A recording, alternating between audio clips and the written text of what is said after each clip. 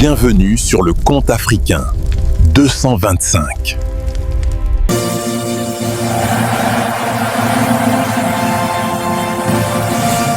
C'est ma maison et tu es ma propriété. Suivez mon histoire. Dans une grande ville d'Afrique centrale, où le béton se mêle à la terre rouge, le soleil se couchait chaque soir sur un océan de toits en tôle et de bruits ininterrompus. C'était un monde où la survie était le premier métier de chacun. Perdue dans ce tumulte, au 3e étage d'un immeuble fatigué, vivait Malia. Elle avait 20 ans et portait en elle un silence plus vieux que son âge. Malia n'était pas comme les autres filles du quartier qui riaient fort dans les ruelles. Elle préférait la hauteur de ce balcon et la compagnie de sa foi, serrant souvent un vieux livre sacré contre son cœur comme un bouclier. Ses yeux portèrent la couleur de la nuit qui venait et une tristesse qu'elle ne savait pas nommer. Elle observait la ville comme on observe une bête sauvage, avec prudence et respect. À l'intérieur, son père Simon, vigile de nuit, rassemblait ses dernières forces avant de partir travailler. Son dos était courbé par des années à surveiller la richesse des autres. Sa mère, Assina, vendait des beignets au carrefour. Elle transformait chaque pièce gagnée en repas, accomplissant chaque soir le miracle de nourrir sa famille avec presque rien. L'argent était rare, capricieux, fuyant. Il fallait choisir entre l'électricité et les chaussures, entre le riz et les médicaments. Simon comptait et recomptait, mais la somme ne changeait jamais. Malia les regardait souvent avec un mélange d'amour et de pitié. Elle savait que leurs rêves avaient séché comme le linge au soleil, mais elle refusait encore de laisser les siens mourir. La ville en bas promettait tout et ne donnait rien. Elle était un piège de béton et de bruit, prête à avaler les âmes fragiles qui osaient espérer trop fort. Mais dans l'obscurité naissante, Malia priait pour une issue.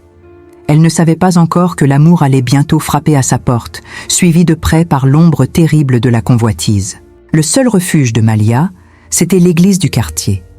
Une bâtisse en briques blanches coincée entre un garage et un terrain vague, où la ville venait déposer ses fardeaux chaque dimanche matin. Au milieu du vacarme incessant des klaxons et des marchés, l'église en briques blanches se dressait comme un îlot de survie. C'était là que Malia venait déposer le poids de sa semaine, cherchant dans les champs un air que la ville polluée ne pouvait pas lui offrir. Quand elle prenait le micro, ce n'était plus seulement une jeune fille pauvre du quartier qui chantait. C'était une âme ancienne qui pleurait. Sa voix ne brisait pas les murs, elle s'infiltrait dans les fissures des cœurs brisés pour y déposer un baume invisible. Tout au fond, caché dans l'ombre des derniers rangs, se trouvait Kanza. Ce menuisier aux mains rugueuses n'avait ni l'or ni les costumes des hommes importants du premier rang. Il n'avait que sa chemise bleue délavée et un cœur capable d'écouter le silence derrière le bruit. Leur rencontre ne fut pas un coup de tonnerre, mais un murmure. Un soir, après le service, alors qu'ils rangeaient les bancs que les autres négligeaient, leurs regards se croisèrent. Il vit sa fatigue, elle vit sa gentillesse, et dans cette ville dure, la douceur était la chose la plus rare à trouver. Ils prirent l'habitude de marcher ensemble vers les hauteurs de la ville. Ils ne parlaient pas de richesse qu'ils n'avaient pas.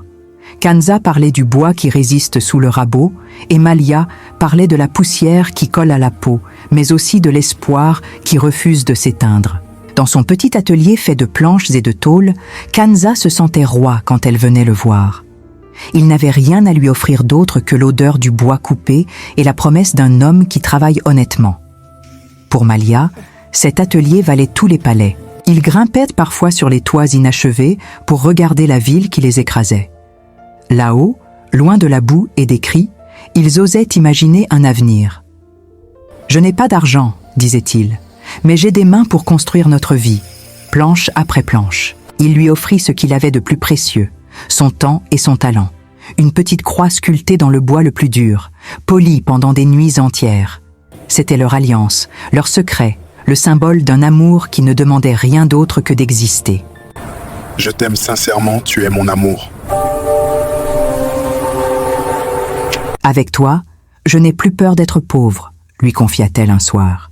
Ils s'aimaient avec l'urgence de ceux qui savent que le bonheur est fragile dans un monde où tout s'achète et se vend. Les copines, vraiment l'amour est beau. Continuons l'histoire. Mais chaque fois qu'ils se séparaient pour rentrer chez eux, une angoisse les saisissait. Ils ignoraient encore que dans l'ombre, des yeux avides les observaient déjà et que le temps de leur innocence touchait à sa fin. Un dimanche, le regard de Basile se posa sur Malia. Basile n'était pas un homme qui venait prier pour son âme. Il venait pour montrer sa puissance. Dans sa chemise en lin blanc étincelante, il détonnait au milieu des pauvres fidèles.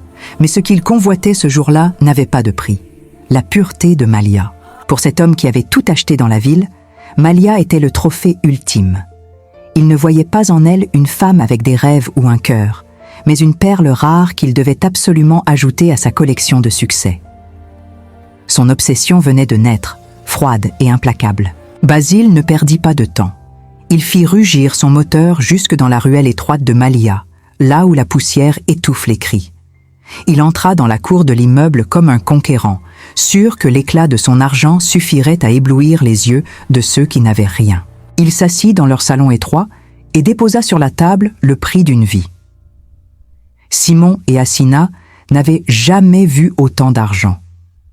Pour ses parents épuisés par la ville, cette enveloppe n'était pas seulement du papier. C'était la promesse de ne plus avoir faim, de soigner les corps et de réparer les toits. Malia, sur le balcon, sentit le piège se refermer. Elle n'avait pas besoin d'entendre les mots pour comprendre que l'on discutait de son sort. Chaque rire de Basile à l'intérieur était pour elle une blessure, un rappel que dans cette ville, même les filles pieuses pouvaient être vendues. Basile savait que pour briser la résistance de Malia, il lui fallait l'onction de Dieu. Il alla voir le pasteur. Dans le bureau étouffant, l'argent changea de main. Le pasteur, dans sa chemise jaune vif, trouva soudain des versets pour justifier l'injustifiable. La parole divine venait d'être achetée. « Il ne pourra pas nous séparer », jura Kanza dans l'obscurité. Mais en serrant les mains de Malia, il sentait pour la première fois que son amour de pauvre menuisier était bien fragile face au rouleau compresseur de l'argent et du pouvoir. L'angoisse montait dans son cœur. Une fois à la maison, elle trouva des cadeaux sur la table et ses parents l'attendaient et s'est mis en colère. « Je ne l'aime pas, je ne l'épouserai jamais !» criait Malia. Mais sa mère Assina lui montrait les sacs de riz, les médicaments, les pagnes. « L'amour ne nous sauvera pas de la rue, Malia. Cet homme est notre seule chance, » répondait-elle, la voix brisée par la honte. Basile n'avait pas l'habitude qu'on lui dise non. Le refus de Malia ne faisait qu'attiser sa rage et son désir. Il décida que si elle ne venait pas à lui de gré, elle viendrait par la force du destin qu'il allait lui-même fabriquer dans l'ombre. L'étau commençait à se resserrer. Entre le pasteur corrompu, les parents désespérés et le riche prédateur, Malia et Kanza n'étaient plus que deux oiseaux dans une tempête. Basile attendait son heure, sachant que dans cette ville, le silence s'achète aussi facilement que les âmes. La jalousie de Basile ne connaissait pas de limite. Dans le silence d'une ruelle déserte, l'ordre fut donné. Quelques billets changèrent de main, scellant le destin d'un innocent. Pour Basile, la vie de Kanza ne valait pas plus que le prix de son cuir, un obstacle qu'il fallait balayer pour posséder Malia. Kanza travaillait tard ce soir-là, porté par l'espoir de finir une commande et d'offrir un avenir à Malia. Dans la lueur vacillante de sa lampe, il ne voyait que le bois et l'amour. Il ignorait que les ombres à l'extérieur n'étaient pas celles des arbres, mais celles de la mort envoyée par le riche. La pluie commença à tomber, lavant les rues mais ne pouvant effacer le crime qui se préparait. Les hommes de main de Basile se glissèrent comme des prédateurs. Ils n'avaient pas de haine, seulement le désir de l'argent promis. Le silence de la nuit fut soudain brisé par le fracas d'une porte défoncée. Ce ne fut pas un combat égal. Kanza se battit avec l'énergie du désespoir, ses mains de menuisier cherchant un appui dans le chaos. Mais la violence du riche est toujours plus lourde que la force du pauvre. Sous les coups répétés, la lumière s'éteignit dans ses yeux, emportant avec elle ses rêves de bois et de paix. Le jour se leva sur l'horreur. Au matin, un voisin trouva l'atelier silencieux. Kanza gisait là, parmi ses copeaux de bois, sa chemise bleue tachée d'une couleur plus sombre que la nuit. Le quartier se réveilla au son d'un cri qui annonçait que l'innocence venait d'être assassinée. Malia entendit la nouvelle comme on reçoit un coup de poignard. Elle courut à travers la ville, bousculant la foule, ignorant les voitures. Dans sa poitrine, son cœur frappait plus fort que les marteaux de Kanza. Elle refusait de croire que le monde pouvait être assez cruel pour éteindre la seule lumière qu'elle possédait. Kanza, ne me laisse pas seule, s'il te plaît! Arrivée devant l'atelier, la réalité la frappa de plein fouet. Elle s'effondra, ses genoux s'enfonçant dans la terre rouge. Son cri déchira le matin, un son de bête blessée qui fit taire la ville entière. Le nom de Kanza sortait de sa bouche comme une prière qui n'avait plus de destinataire. Je t'aime. Elle entra finalement et prit sa tête sur ses genoux. Elle le berça comme un enfant, ignorant le sang, ignorant la mort. Elle lui parlait de leurs rêves de toits de terrasse et de meubles en bois précieux, comme si ces mots pouvaient ranimer le cœur qui avait cessé de battre par la faute d'un homme en chemise blanche. Basile se présenta même sur les lieux, vêtu de sa chemise en lin blanc impeccable. Il joua la comédie de la tristesse devant les voisins, offrant des mots de confort vides de sens. Il regardait Malia brisée, savourant sa victoire dans le secret de son âme noire. Pour lui, le chemin était désormais libre. Kanza n'était plus qu'un souvenir, une promesse de bois et de tendresse brisée par le fer. Malia restait là, seule au milieu d'un monde qui venait de lui voler son âme. Elle ne savait pas encore que le pire l'attendait. L'obligation d'épouser le monstre qui avait commandité ce sang. Malia, écoute-moi, tu dois tenir bon, nous allons surmonter cela ensemble. Après la mort de Kanza, le silence de Malia devint sa seule forteresse. Mais les murs de sa maison étaient trop fins pour arrêter les murmures. Sa mère Assina, vêtue de son foulard noir, l'implorait chaque jour de regarder la réalité en face. Pour la famille, la survie passait désormais par l'homme en chemise blanche. Basile n'attendait pas que le deuil passe, il l'utilisait. Il rendit visite au pasteur une fois de plus. Dans sa chemise jaune vif, l'homme d'église écoutait les visions de l'homme riche. L'argent avait déjà tracé le chemin. La religion allait servir de caution morale pour briser la volonté d'une jeune fille brisée. Le dimanche suivant, le piège sacré se referma. Le pasteur, éclatant dans sa chemise jaune vif, déclara devant tous que Dieu lui avait parlé. Il affirma que pour sortir Malia des ténèbres, le Seigneur avait choisi un protecteur, Basile. Dans l'église, le silence devint une condamnation pour Malia. La pression de la communauté fut immédiate. Les mères de l'église, croyant bien faire ou cherchant à plaire aux riches, pressèrent Malia. Elle parlait de volonté divine, de destin glorieux, transformant son calvaire en une grâce qu'elle devait accepter avec gratitude. À la maison, le chantage affectif prit le relais des sermons. Son père Simon, dans sa chemise noire délavée, s'effondra devant elle. Il parla des dettes, de sa santé déclinante, de la peur de finir à la rue. Il plaça le poids de la survie de toute la famille sur les frêles épaules de sa fille. Malia cherchait un signe de Kanza dans le bois de la petite croix. Elle se sentait trahie par son église, par ses parents, par son Dieu. Elle était seule contre une ville entière qui voulait la vendre à un homme en chemise blanche pour acheter son propre confort. Basile revenait sans cesse, sa chemise en lin blanc toujours impeccable, comme pour narguer la poussière du quartier. Il n'offrait plus seulement du riz, mais de l'or. Chaque cadeau était un clou supplémentaire dans le cercueil de la liberté de Malia. Il agissait comme si elle lui appartenait déjà. Le pasteur convoqua Malia. Dans sa chemise jaune vif, il la menaça d'excommunication et de malédiction. Il lui dit que refuser Basile, c'était refuser la main de Dieu. Pour une jeune fille qui avait grandi dans la foi, ces mots étaient plus terrifiants que la mort elle-même. La fatigue finit par briser ce que la douleur n'avait pu entamer. Harcelée jour et nuit, Malia sentit sa résistance s'évaporer. Elle ne le faisait pas pour elle, elle ne le faisait pas pour Dieu, elle le faisait pour que ses parents cessent de pleurer et que le pasteur cesse de maudire. Le oui sortit de ses lèvres comme un dernier soupir. Malia avait capitulé. La ville et son argent avaient gagné. Le pasteur dans sa chemise jaune et Basile dans sa chemise blanche pouvaient triompher. Ils venaient de sceller le destin d'une morte vivante. Le jour du mariage fut une célébration pour la ville, mais un enterrement pour Malia.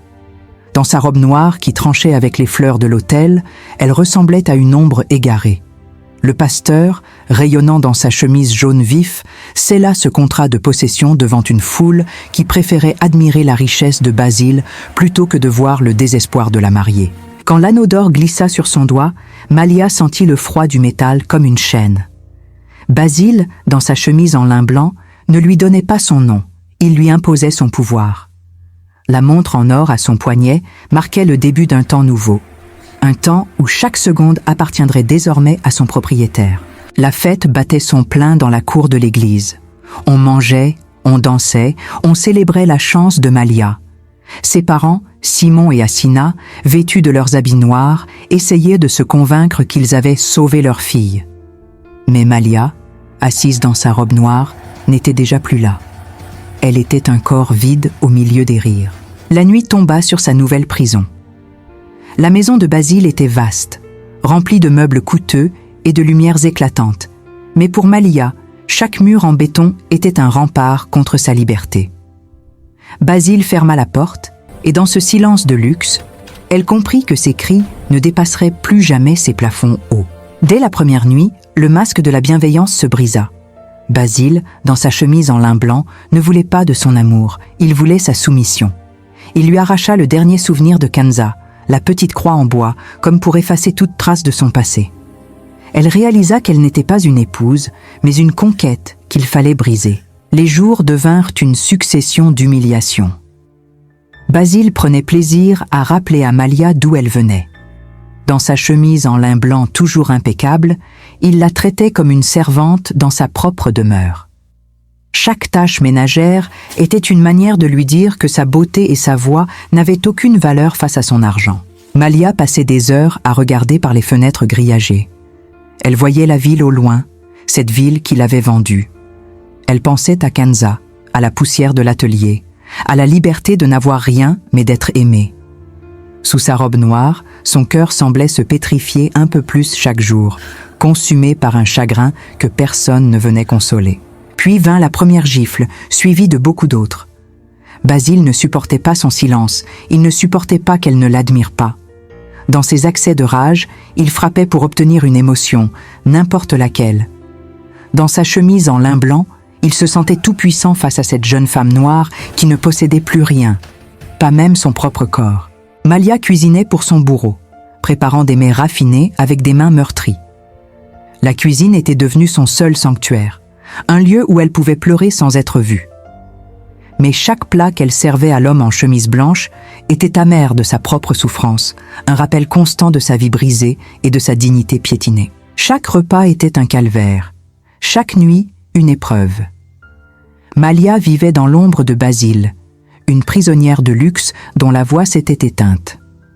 Elle subissait la vie pénible d'une femme à qui l'on avait tout pris, attendant une délivrance qui semblait ne jamais devoir venir de ce monde injuste. La tension dans la maison était devenue un air irrespirable.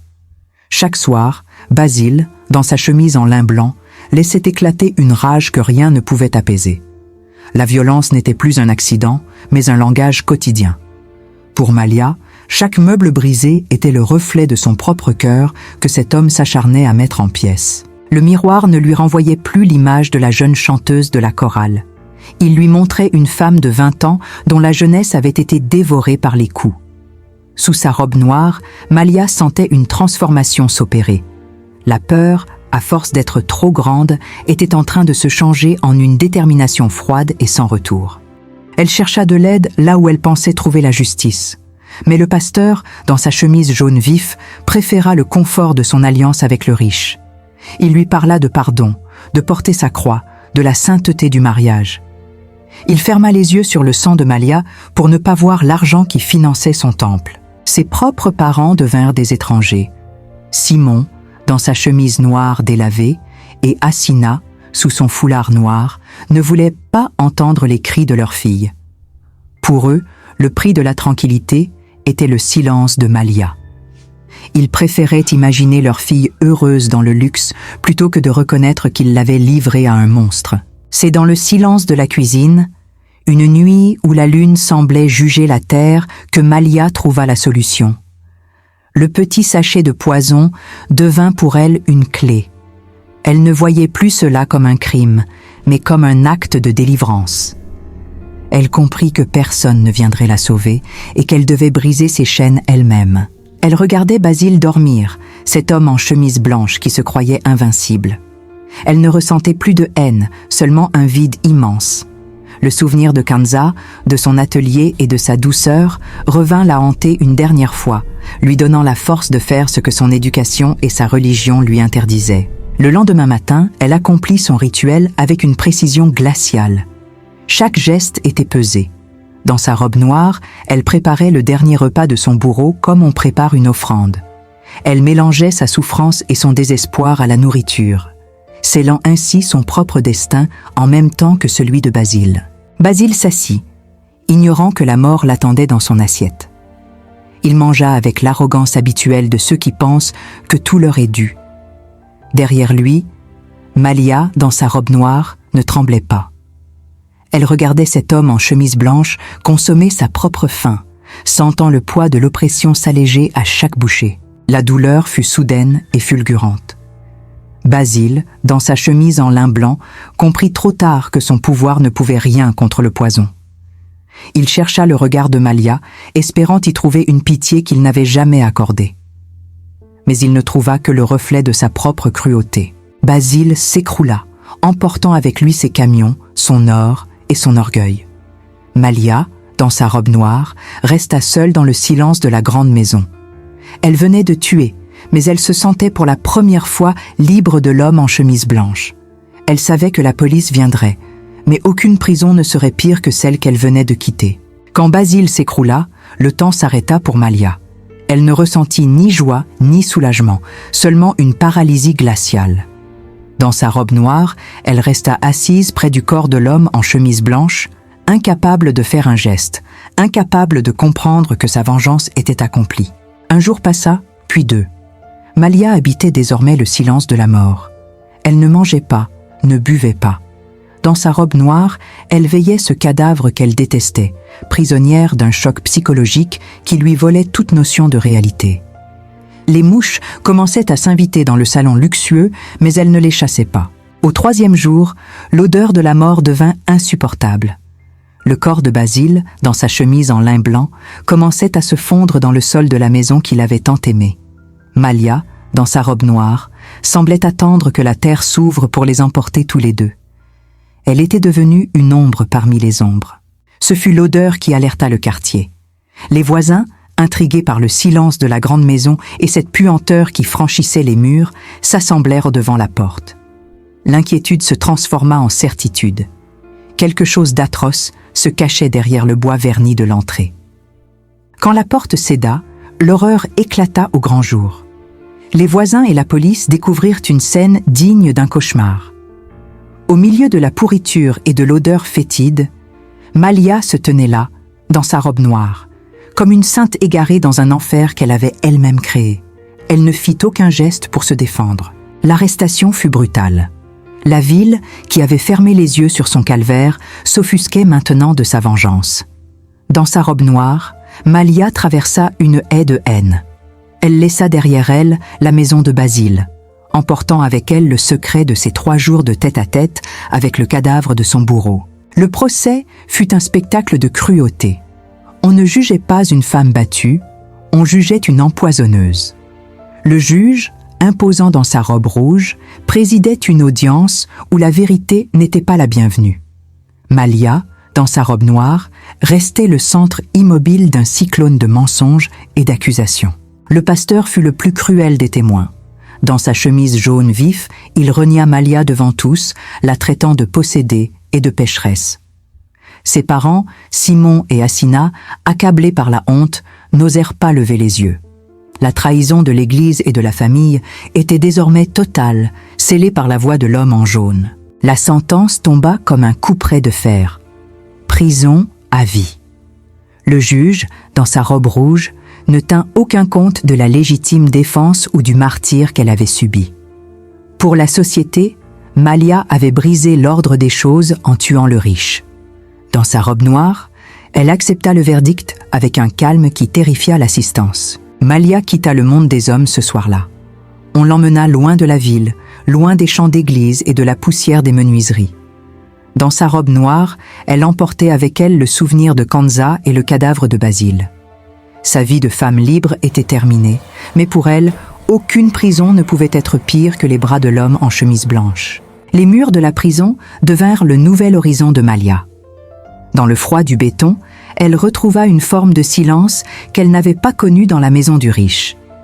Dans sa robe noire, elle s'installa dans cette nouvelle vie de recluse, acceptant sa cellule comme un monastère où elle pourrait enfin pleurer ses morts sans craindre les coups. Dans la cour poussiéreuse, Malia était une ombre respectée. Les autres détenus connaissèrent son histoire, celle de la chanteuse qui avait tué le monstre en chemise blanche. Dans sa robe noire, elle ne cherchait ni amitié ni protection. Elle portait son deuil comme une armure, marchant chaque jour le long des barbelés en pensant à la liberté perdue de Kanza. Le travail devint sa prière. Laver, frotter, rincer, ces gestes répétitifs calmèrent les tempêtes de son esprit. Dans sa robe noire, Malia travaillait plus dur que toutes les autres. Elle voulait épuiser son corps pour que son âme puisse dormir la nuit, loin des fantômes de Basile et des souvenirs douloureux de l'église. Un jour, une jeune fille en t-shirt vert, condamnée pour un vol de nourriture, vint s'asseoir près d'elle. Malia, dans sa robe noire, rompit son silence. Elle ne parla pas pour se justifier, mais pour prévenir. Elle commença à raconter comment l'argent et la fausse religion peuvent détruire une vie, transmettant sa triste sagesse à celle qui avait encore un avenir. Sa voix, qu'elle croyait morte avec Kanza, revint un soir de pluie. Malia se mit à chanter pour les oubliés de la société. Dans sa robe noire, elle n'offrait plus des louanges pour un pasteur corrompu, mais des chants de consolation pour les cœurs brisés.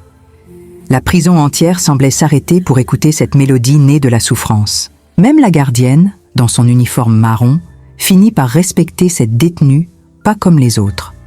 Malia ne demandait jamais rien, ne se plaignait jamais. Dans sa robe noire, elle était devenue la conscience de ces murs gris, une présence silencieuse qui rappelait à tous que la dignité ne dépend pas de la liberté physique. 25 ans passèrent. Malia vieillit entre les 4 murs de sa cellule. Dans sa robe noire, elle vit les générations de prisonnières se succéder. Ses nattes étaient devenues blanches comme la vérité qu'elle portait en elle. Elle ne rêvait plus de sortir, car elle avait trouvé en elle-même une liberté que Basile n'aurait jamais pu acheter. Kanza était son compagnon de chaque instant. Elle lui parlait dans le silence de ses nuits. Dans sa robe noire, Malia gardait vivante la mémoire de cet amour que la ville avait voulu enterrer sous l'argent. Elle était la gardienne d'un secret sacré. L'amour vrai ne meurt jamais, même derrière les barreaux les plus épais. Elle devint l'institutrice des oubliés.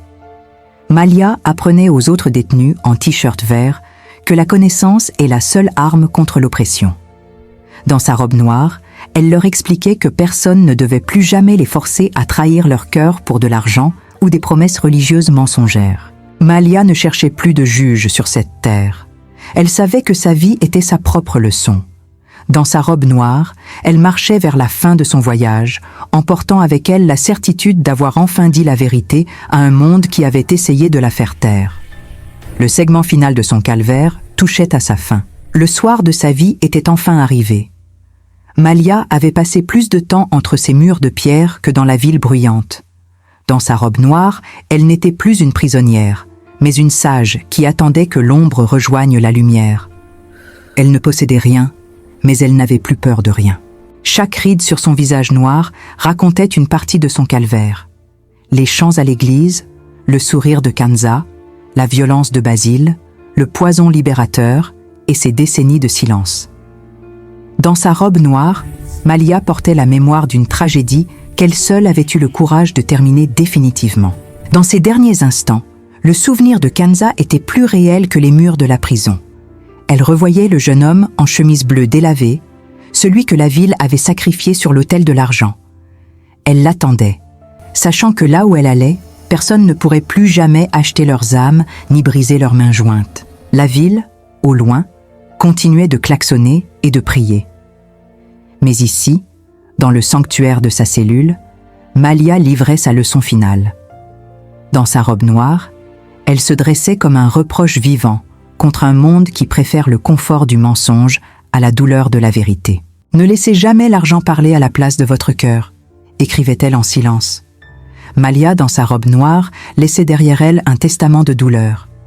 Elle voulait que chaque jeune fille sache que la dignité n'a pas de prix et que la religion sans justice n'est qu'un poison plus lent que celui qu'elle avait utilisé. La morale de son histoire était claire et terrible.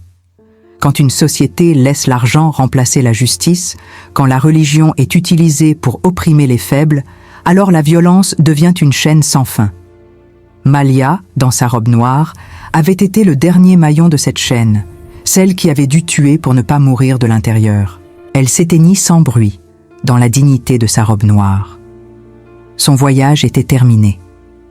La petite fille de la chorale, la veuve du menuisier, l'épouse captive du riche et la prisonnière de l'État s'en allaient enfin.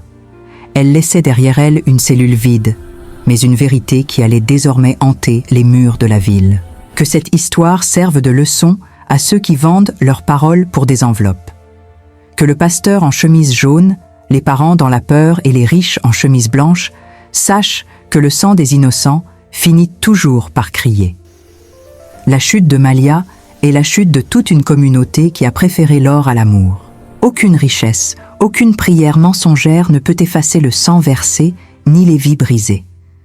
L'histoire de Malia, vêtue de sa robe noire jusqu'au bout, restera gravée dans la poussière de cette terre rouge. On peut emprisonner un corps, on peut tuer un amant, mais on ne peut pas faire taire éternellement la voix de la justice. Malia et Kanza sont enfin réunis, là où l'argent n'a plus cours et où la vérité est la seule loi. L'histoire se termine ici, dans le silence de la rédemption. La morale est écrite. Forcez un cœur et vous sèmerez la mort. Protégez l'amour et vous sauverez le monde. Merci d'avoir suivi cette belle histoire. N'oubliez pas de vous abonner sur le compte africain 225 et d'activer la cloche de notification. La prochaine fois, je vais prendre le nom des bavards et des absents.